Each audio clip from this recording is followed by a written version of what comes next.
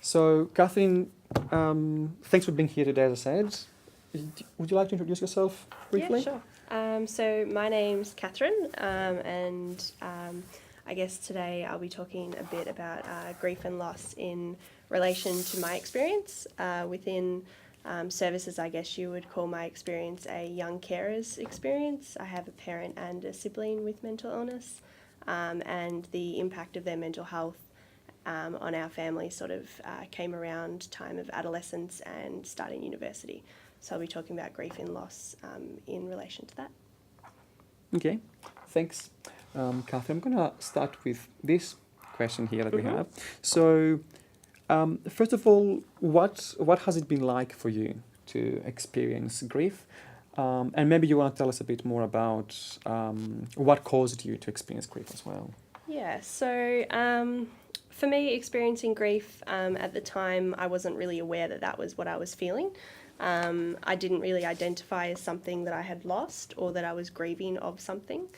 My sister's mental health really played a huge part in that. The loss of, I guess, the loss of not really knowing what was going to happen. It changed our family dynamics, and I was really grieving for my sister in some ways, which felt really strange because she didn't pass away, yet she wasn't the person she was. So that played a big part into my experience, and it was something that was really confusing. It was something that I didn't really understand for a long time, and it was something that I found really hard to talk to. I guess in being able to articulate that that was exactly what I was feeling. Overall, it was frustrating, and I had a lot of anger and resentment, which I also found really difficult to talk about because that made me feel quite guilty that that was how I was feeling. But overall, when I look back at that point in my life, I do definitely identify as that being a time of grief and uncertainty. Okay, thanks for giving us a bit of an understanding about your grief, Catherine.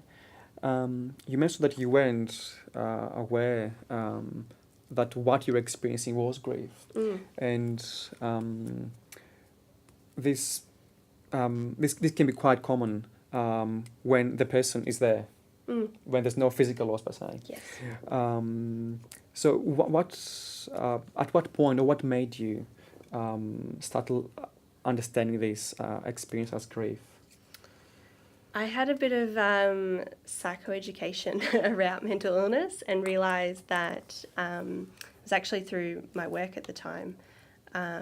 I was told about grief and loss and how that relates to mental health. I always thought in my head that grief and loss was related to someone passing away or losing something in a physical aspect.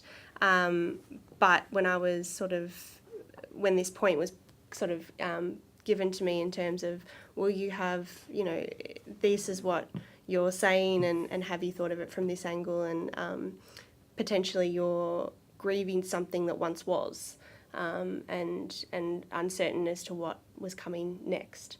So that was kind of the turning point for me, realising that that was definitely a moment of time where I realised that that was the grieving that was coming through, and that the feelings that I was having were quite normal in terms of grief, but I just wasn't putting it down as grief.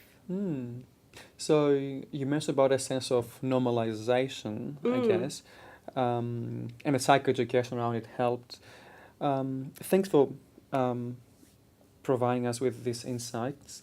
I should also just put an asterisk here and say that, as Hayley mentioned, if you have any questions, please feel free to type them in the chat box, and then Hayley will address them at the end with Catherine. So, if you can remember, you said you mentioned counselling before, yes? So you attempted to attend counselling? Yes. Yes. So the first time I actually went to a school psychologist because we didn't have a school counsellor. I found that experience very difficult at the time because I was more at a crisis point, which I didn't find the psychologist overly helpful because I was able to articulate what I was doing for myself, and the sessions were quite short, so I didn't get that sort of ongoing support that I was looking for at the time. However, the second time I actually accessed counselling through the university that I was attending, which I was in my final year of university, and I was really struggling with everything in terms of completing assignments, keeping on track. I was working as well, and a lot of it sort of just bubbled to the surface, and I wasn't coping at home. So I saw the university counsellor, and found that it was quite a beneficial experience the second time. I still felt like I wasn't fully able to reflect on the experience that I was going through, so that probably played a lot into the sessions themselves. But overall, I found that I was able to definitely resonate with some of the things that they were talking about in a much more beneficial way for me at the time. Okay, thanks for this, Catherine. Can you recollect any specific approach, anything specific that happened during counselling that you found helpful, or maybe you find helpful now in retrospective? I think in retrospect, probably just allowing a bit more time to unpack what was actually happening for me. I felt in both experiences, I felt that it was quite quick in terms of getting to where I was at and why I was there, and some strategies around how to cope with what was happening. But at the point of time where I first engaged with both the psychologist and the counsellor, the first meeting or so, I felt that I just needed someone to talk to more than anything. I just needed some, human to human kind of experience where I was able to really speak about what I was going through, about what I was struggling with, without someone jumping in with solving it. But I think that would have helped in the first session, just to gain a bit more insight into the experience for myself, so that following that first session, I was then able to talk a bit more about the experience in a way that was going to allow the counsellor to work with me and for me to understand, I guess, what was happening.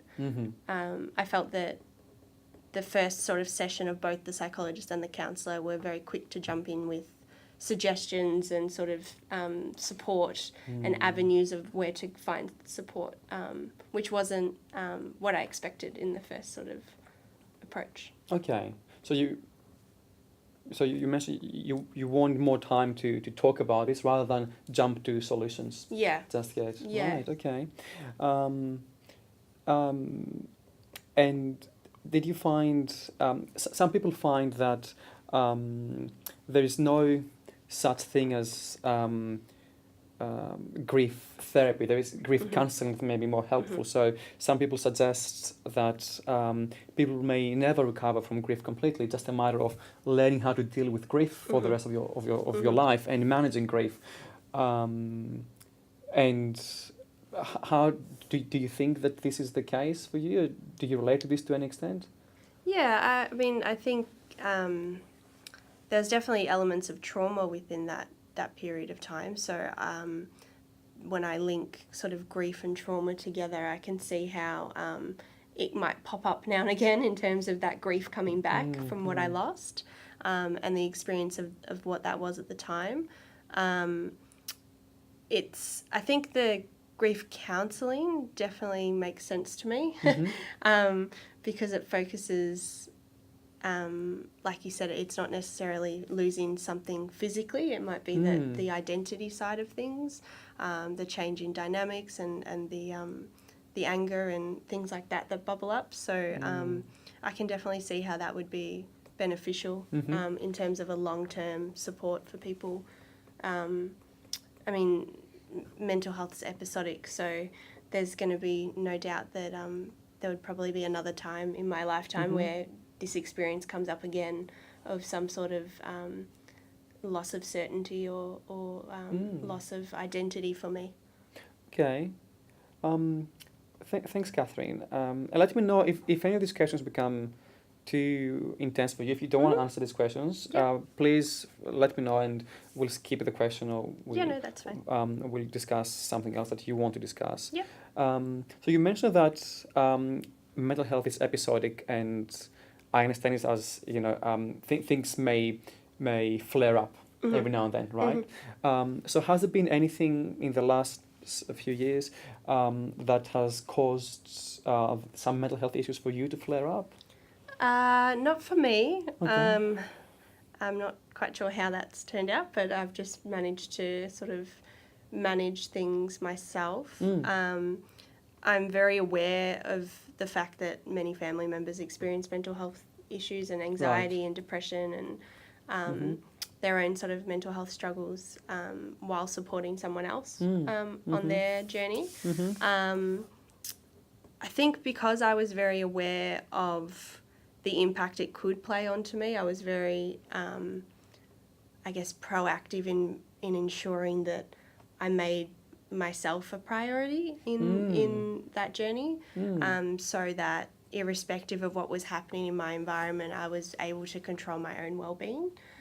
So I did do a lot of self-care based activities. I did actually have glandular fever, which was my body's way of telling me to slow down, which was quite an obvious sign in terms of you need to start looking after yourself. So that was sort of how I started to really see what impact it was having on my health in terms of the stress. Yeah, fatigue. Your body was exhausted. Yeah, I was very fatigued, very tired. Didn't feel that I had a lot of anxiety or depression or any sort of significant mental health sort of issues, but I could definitely see the potential of that emerging if I was going the way that I was going. It wasn't going to be a good outcome, I don't think, in terms of the level of pressure I was putting on myself, not only at uni but also at home, in terms of maintaining everything and keeping everything calm and let's just, keep going and things will change eventually. So the self-care thing was pretty much, the only thing that sort of kept me able to sort of reflect and level-headed and sort of enabled me to really understand that I needed to look after myself. So you prioritized your self-care.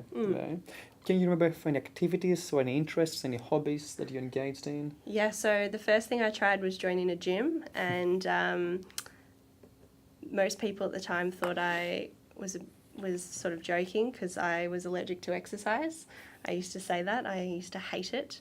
But I found that everything that everyone tells you about exercise was true, that it releases endorphins and it's a great stress relief. So that was the first thing I did. I was really conscious of where I was most happy and where I felt most calm. So I ended up moving out of home and I now live down Bayside near the beach. So that's part of my daily sort of self-care at the moment. And really focusing on not feeling guilty about taking time out for myself. That was something I struggled with. But over time that sort of got easier, and my caring role now looks a bit different to what it did when I lived at home. So at the moment, when there's a bad day or a crisis, it kind of goes from 0 to 100. Whereas when I was living at home, it was sort of, you could see that there was some things happening and you could sort of feel this weird walking on eggshells, building up the tension before this sort of eruption. So it's a bit of a different experience at the moment, but it's still something that if I don't maintain my self-care and well-being, it's still something that I know that I can feel myself slip into this not enjoying life kind of mentality, which is quite difficult at times, but it only ever lasts a day or so, and then I'm able to kind of pull myself out of this sort of flat feeling. Okay. Yeah.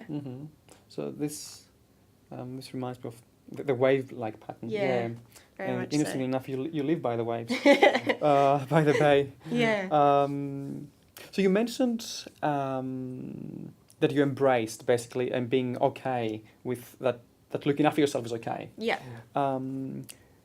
I'm not sure if you want to talk about this, and that's up to you, of course. Do you want to tell us about any difference that you might have picked in your way of grieving and other family members' way of grieving, Yeah, so... if any? Yeah, I guess for me, it was very different for the rest of my family. My mum and dad struggled for a very long time with first the diagnosis and what that meant, and second their level of education around mental illness at all, and so that was something that I guess was hard to tell when someone was just having an off day and when someone was having some symptoms to do with their mental illness. So I guess from my experience, it took me longer to realise that was what it was, that it was grief. But once I realised that, it was probably something that I was able to process a lot quicker. Whereas I think for other family members, they may have realised that was what they felt after losing a parent, and were able to sort of align that with the similar feelings. But I think because it took quite a while to get their heads around what was happening, it probably was a longer journey for them. Yeah, that's probably the easiest way, I think, to answer that one. That's a very clear way. I hope that came across clear. That's very clear to me. Thank you for saying that. You heard me before, maybe during while I was talking about the slides. I mentioned the term disenfranchised grief, the kind of grief that is not socially acknowledged, publicly mourned, or commonly accepted.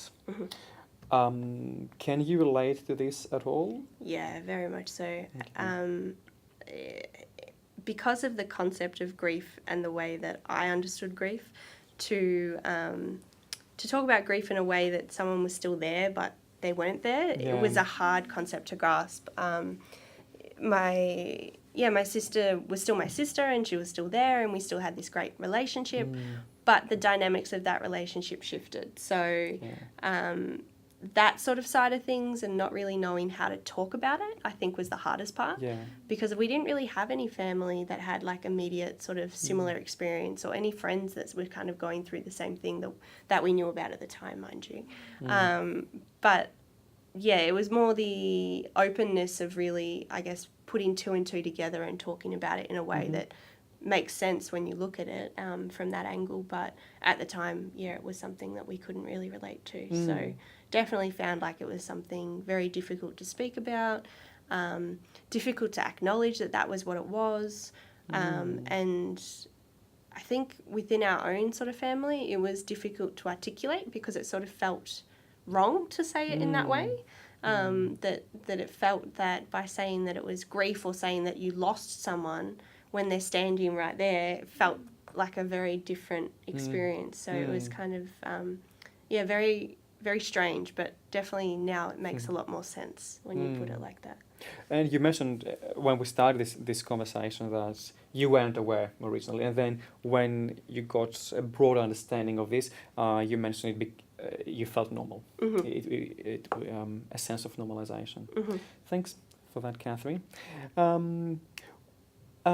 Would you have any suggestions for, let's take it from the client's perspective first, seeking counselling, right? Would you have any suggestions as to what colleagues of the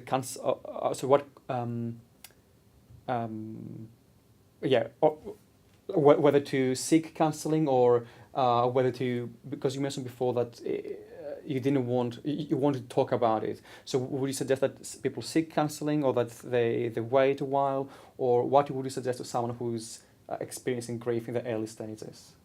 I'd still suggest to seek counselling. I think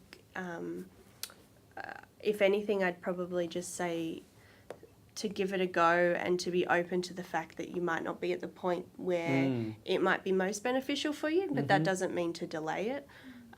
It might be that you have one session and you find that things are going really good and you can connect with it, and you're getting a lot out of it, therefore you go back. I think my mistake was that I probably didn't go back. That at the time I probably got what I needed, but long term I probably should have looked into it a little bit more, and looked at potentially doing it 6 months, a year, 3 years later now. So I think the more that time has gone on, the more that I've been able to reflect on that experience and the parts that bubble up now and again. I definitely think that someone shouldn't deter from it, even if it's just for one session.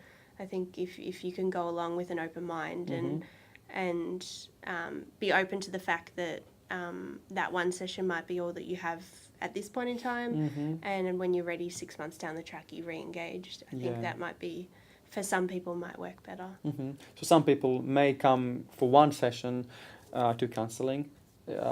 Some people, of course, may go ongoingly. But just because someone came for one session doesn't mean that they won't come back in a few weeks or months down the track with the same or different counsellor. This may be a bit difficult for you, but I'm going to ask it anyway. No worries. Can you think of any qualities of the counsellor that a counsellor should use in counselling someone who is grieving that may be helpful? It's a difficult one. I think just being really open and really genuine. I think that comes across. I noticed that probably one of the most irritating things that I found when I did access counselling was, and I was studying counselling at the time, which probably reflected that, but this kind of, you knew what they were saying and I understood the reason why they were asking the questions that they were, but I think it wasn't, the genuine nature of it didn't come across. It sort of didn't feel like there was this empathetic kind of notion behind it. It sort of felt a bit fake, if that makes sense. Okay. So I think if it was around grief and loss, you'd want this sort of, I would want anyway, someone who was able to really connect with me in that way. And rather than it being this sort of, nodding and sort of, yes, okay, and that sort of, all the counselling techniques that you learn. I think with it being more connected to what I was saying and the emotion behind it, if they were able to connect with that and really hear that, I probably would have connected a lot quicker, I think. Okay. But in terms of like the qualities, I guess other than like being a really good listener and being really open and honest and that empathetic kind of nature behind it, I'd say something that I would really like from a counsellor was someone who was able to really phrase things in a way that I understood. I loved the quote by Stephen Hawking, like things like that I really connect to. So that sort of element of using alternative ways of getting people to connect with, I guess, some topics or areas that they may not realise that they're connecting to would be really beneficial. Okay, you answered the question a lot better than I would imagine this question could be answered. Thank you for that. I've got a couple more questions to ask you. You mentioned before trauma and the journey through grief or the experience of grief. Is there anything that you have taken, that you have learned from this grief process? Any unsolicited benefits or any unwarranted gains from this process, whether there are any there? A lot of insight into myself.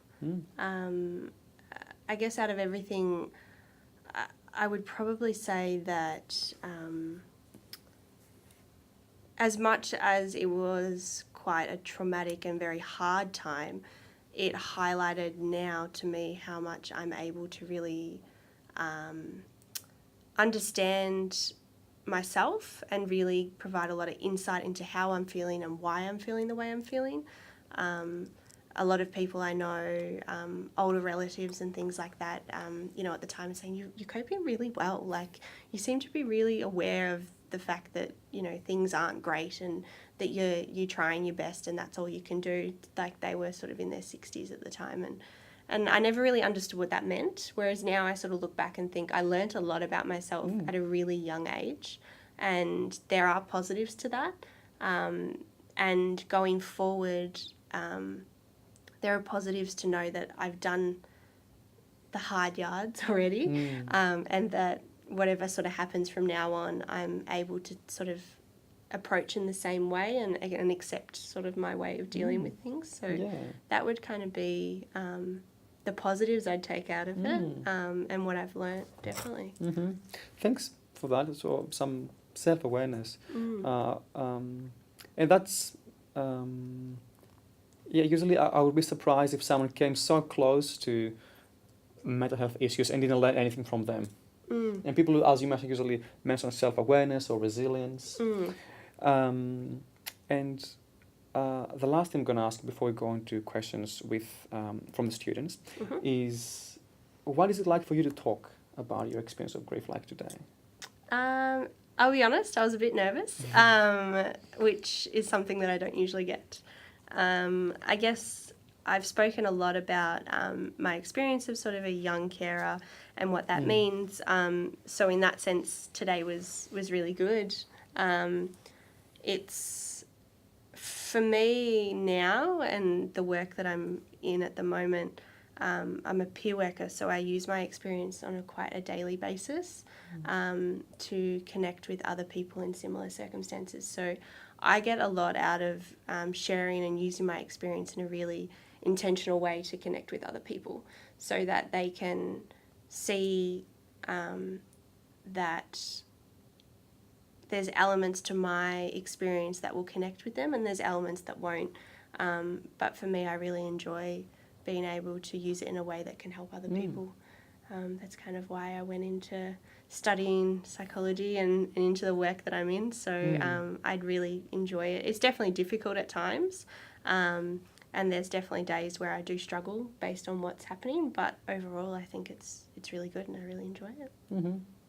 The self-help aspect of it. Yeah, definitely. Yeah. And I think the sharing aspect, it's a learning process between both people. So even though I might have a family that I'm meeting with, after speaking to them, I'll have self-reflections on different aspects of what happened for me and what is currently happening. So it provides that ongoing insight into how I'm sort of seeing things and other lenses of seeing things. It's good. Okay. This reminds me of a book I read recently. It's called Grief is a Journey. That's the title of the book, and because you spoke about the process and about moving through the process. Thanks, Catherine. Is there, before I ask any questions from the audience, and Kaylee has kindly passed me off a number of questions in order as well, yes. Is there anything else that you want to add? Anything that you would like to be asked? Anything that you think is worth mentioning to give the people who are listening a more comprehensive idea? Or do you think we've covered pretty much everything? I think we've covered most. I'm pretty open about talking about everything, so don't be scared of asking questions. If I'm not comfortable, I'm open to sort of saying that I'm not comfortable. So, I guess the only thing I'd say is that that my sister's mental health and also my dad has mental health issues as well. So I sort of, in the midst of everything that was happening for her, my dad also relapsed. So that also added another complexity to the family dynamics and that feeling of security. I guess that would be the only thing I'd sort of add. Okay. Yeah. Thanks for adding that there as well.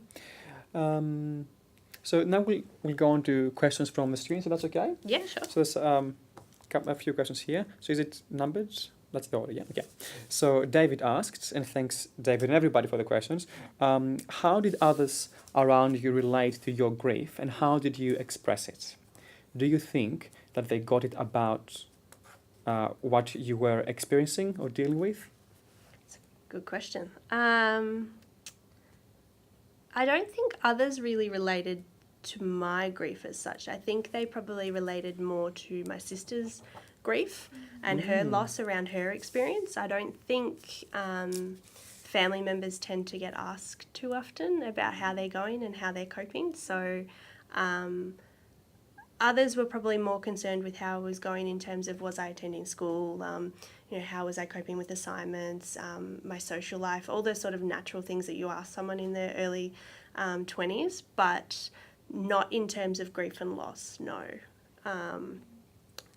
Do you think they got it and what you were experiencing?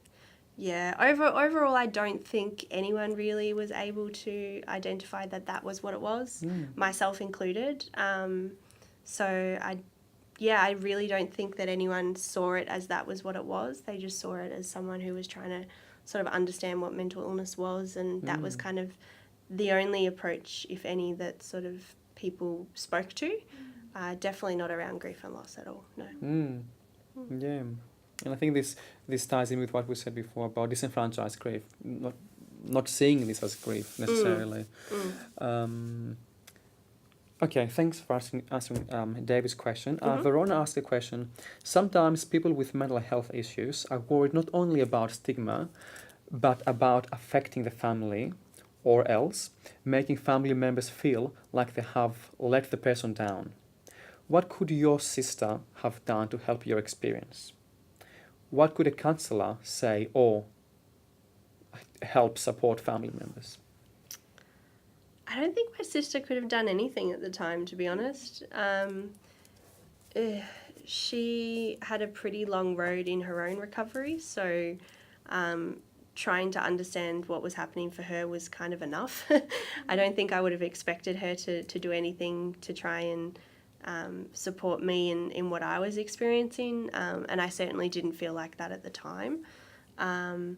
In terms of counsellors saying or helping support other family members, I guess just the acknowledgement of grief and loss does occur with people who have mental health issues, and just naming it as what it is, because I think it takes that long for you to work out that that's what it is, that when you do, you're like, oh my gosh, why didn't I realise this 4 or 5 years ago? Or for some people, 20, 30 years ago. I think really being open to talking to family members about what grief and loss is in relation to mental health would really be beneficial for family members, just to sort of plant the seed, even if it's not something they see as what's happening at that moment. It might be something they reflect on in future and really put 2 and 2 together. Yeah. Okay, thanks for that. I hope that answered the question. We have another question by Renata saying, how did you differentiate what you were living, grief, from stress? That's a really difficult question, but it's a good one. I think the grief was much, for me now, looking back, the grief was more around my sense of self, my uncertainty, and I guess that real feeling of being unsure of everything. Whereas the stress was more, it's a difficult question. The stress of everything was a feeling that I had in being stressed, that there was multiple avenues of stress and pressure that I felt, whereas the grief itself was kind of separate to that. So irrespective of circumstances, uni can still be stressful, and I still experience stress throughout uni, but the grief side of it, I guess the two kind of go together, but they are separate for me. And the grief was more around the uncertainty of what would be and what the future held, and this real feeling of loss of sense of self. Like, I wasn't sure how I fit into the jigsaw puzzle of our family. I wasn't really sure how I was the sister some days and the mum kind of some days, and some days I was supporting my mum and my dad. So it was kind of a really complicated feeling of not really understanding what was happening, but also not really knowing where I sat or what that meant. So it's kind of a loss of more of the loss of sense of self Mm. more than anything was sort of how I differentiate that as the grief side of things, whereas the stress was sort of, I guess, this external thing to myself. Right. Yeah. Okay. Yeah. I sort of saw stress as being action-orientated things that were sort of, oh, I'm going to be late for work, or I've got a lot of assignments coming my way. So stress wasn't something I could really, I guess, change in my own head, whereas the grief side of things was something that I could see was grief. Like I could put those things together. I don't know if that answered the question. I think it does. Okay. I understand your answer. Okay, So, I was like, in my own head, it's a very good question though. and actually, what you mentioned made me think of another question, which I will ask you. We have time towards the end. Okay, so let's go on with the students' questions. So we have a question by Alex asking, who was your anger and resentment directed towards? I think that's when we're talking about anger and resentment earlier on. Everyone. Firstly, at myself for feeling the way that I was feeling. Everyone was talking to me about, how's things going, and the last thing I want to say is I'm angry and I'm really peeved at the whole situation because I just didn't feel like it was something that should have happened when it happened, and I was really angry that things weren't the way that I thought they were going to be. I turned 18 and a week later there was quite significant sort of mental health issues within our family, so I felt a real loss of I guess a loss of a sudden feeling of independence, but not in the way that I thought I wanted it. So that side of it I was really angry about. I think I was resentful of the situation and of everyone involved in the situation. I was angry at my sister, my parents. I was resentful of all three of them. But it wasn't something that at the time I realised that's what it was. It wasn't until later, probably about 6 months later, that I was like, oh my gosh, why was I so angry at the time? Why was I so frustrated? Yet on the surface, when anyone asked me how I was going, I was fine. Everything's okay. Even to my parents, I wasn't able to really have that frank and open discussion about that. It came out in arguments, but not in arguments about resentment or anger. But definitely, it was just kind of this whole sense of this is just really, really crappy and really not something that I was enjoying or wanted. And that was kind of where I was angry at everyone about everything and felt really resentful of all those involved. But probably more so myself than anyone else, because I was really frustrated at why I was feeling that way and why can't I just shift this and why can't I get out of it. It was more, I think I was definitely angry at everyone, but most of it was at myself. In terms of long-term anger and resentment, because I felt really guilty about why I was feeling that way. Wow. Yeah. And this ties in with the last question that comes from a student, for the moment at least, that says that during earlier on, during the slides, I mentioned the common features of normal grief, like sadness, shock, anger, sleep difficulties, eating difficulties. Did you experience any of these, the student is asking? Yeah, I definitely felt sadness. I was definitely in shock. That was something that lasted a long time. The trauma associated with it caused a lot of memory difficulties. Really? Can't place about 3 weeks of high school. It's just a memory that just doesn't... really? It's not in my memory at all. And didn't really realise that was obviously when I was in shock and that was what was happening until a lot later. The anger, as I spoke about. Sleeping difficulties, yes, but that was due to sleep disturbances within the household.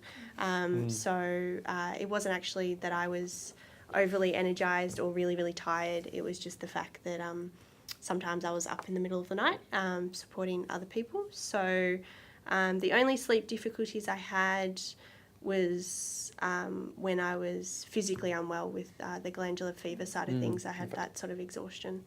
All of the above though, really, in different amounts at different times. At different times, wow, thank you. And thanks everyone for the questions. We have about 5 minutes or so left. Are there any other questions that have popped up in the last few minutes, Hailey? Yeah, there was was one, Catherine, on whether family therapy was ever considered as an option for you guys? Yes. Yes, it was. The first time we were sort of spoken about some therapy was at crisis point. So it was mentioned, we kind of spoke about it for about 10-15 minutes as a family, and then it kind of went out the window. It was something that at the time, hospital admissions and things like that were on the cards. So at that point in time, it probably wasn't the most helpful. And we weren't really connected with services that much. So we were connected with clinical services, but outside of that, family therapy was something that I really value therapy in that aspect, in terms of I've seen some really positive outcomes for families around family therapy. So I would definitely, I think now would be when I would look at doing it with my family. Right. I think we've all gone on a different journey and we've all sort of come to a different place now. Whereas I think in the past, if we had, brought it up again, I think it would have been beneficial for one or two of us, but for the rest of us, it probably wouldn't have been something that they considered it coming along to be honest. I think they may have seen it as a bit of a strange concept and a bit unsure as to how it would support everyone in the room. But definitely now I think family therapy would be great, just to get a sense of how everyone felt at the time and now going forward what we're all going to do and how we want to talk to each other about it. Yeah, thanks for mentioning that, because it can be confronting for everybody to be in the same room to do counseling. Counseling by itself can be confronting for someone, and to share feelings with family members that you haven't shared possibly these kinds of feelings before can be quite confronting. And that's the question I wanted to ask you earlier, and you answered this already. How your family's reactions to grief or your family's grief has impact on you, and I think in the last few questions that you answered, you've covered this. I've seen that I've been looking at the chat box and it keeps rolling. The students. Probably up to 3 minutes left. Yeah, so at this point I'll have to thank you. No problem. Because I don't think we have any more time for questions. But if you have any other questions, please do keep them. And during the workshops that we have, some of you tomorrow and some of you on Wednesday, they can be addressed there. Yep. So thank you so much, Catherine. No problem. For doing I'm this. very I know probably you would want to be doing other things, No, but that's thanks okay. for being open about this and sharing your insights with us. And thank you, Hayley, as well, for monitoring the chat box and supporting this process as well. And thanks to the students as well for asking all these beautiful questions. Hopefully you found this helpful. As I said, we'll be discussing this further during the workshops, and I will upload the lecture, which is the voiceover, the slides, by the end of the night tonight. So have a nice evening. Thank you. Bye.